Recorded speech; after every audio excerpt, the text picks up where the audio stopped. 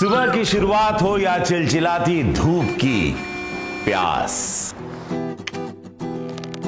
काम की थकान हो या भूख का एहसास, बस काटो घोलो। इंस्टेंट एनर्जी सिर्फ ड्रिंक जी, बोले तो एकदम देसी। नमस्कार, मेरा नाम विष्णु प्रभाकर है और इस वक्त हम मौजूद हैं जनपद कुशीनगर के खड्डा तहसील क्षेत्र का एक गांव है रामपुर गुन्हा। और हमारे पीछे आप देख सकते हैं टिड्डियों का हमला, करोड़ों की संख्या में टिड्डी दल का हमला हुआ है और इन तमाम क्षेत्र के किसानों के लिए बहुत ही दुखद खबर है, क्योंकि किसान हर वक्त दुखी रहता है। कभी किसान उस फसल को अपने बेटे की तरह पालता है और उसके बाद कभी प्राकृतिक कहर हो जाता है, कभी हवा, कभी आकाशीय बिजली, तो कभी कुछ। और इस संकट के दौर में जहां पूरा विश्व कोरोना की कहर से जूझ रहा है, और वहीं अभी हम पूर्वांचल की बात करें तो पूर्वांचल के तमाम ज़िलों में लगभग हफ्ते दिनों से कभी बिजली, बारिश, आकाशीय बिजली गिरना, तमाम लोगों की मौत हो जाना, यह दुखद तो था ही। और अब टिड्डी दल का हमला, यह बेहद ही दुखद है।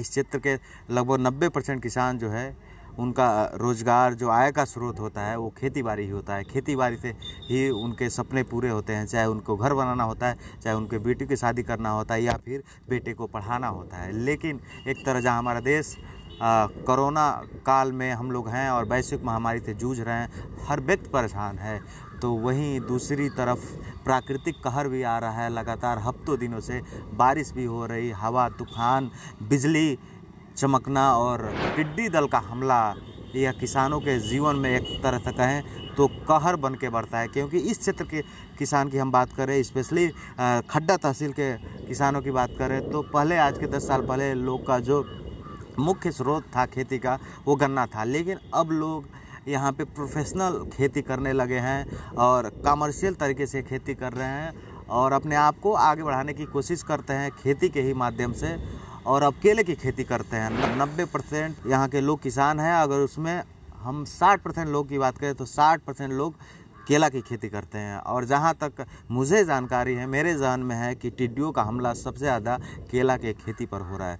तो उन तमाम किसानों के लिए बहुत ज़्यादा चिंताजनक है, क्योंकि किसान लगभग 12 से 14 महीना उस फसल को अपने बेटे की तरह पालता है। उसको इन 14 महीने में लगभग 4 बार पानी दिया जाता है, खाद दिया जाता है, और उसकी रखवाली 24 घंटा करता है खेत में रह के।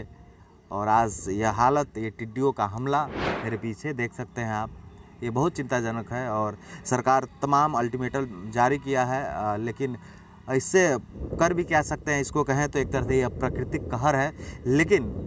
लेकिन यह प्रकृति का कहर बहुत बड़ी संख्या में है। इसके पहले जब भी टिड्डियों का हमला हुआ है तो उनकी संख्या हज़ारों में हुआ करती थी, लाखों में हुआ करती थी, और एक पर्टिकुलर जगह पे होती है, फिर होता था, ख़त्म हो गया।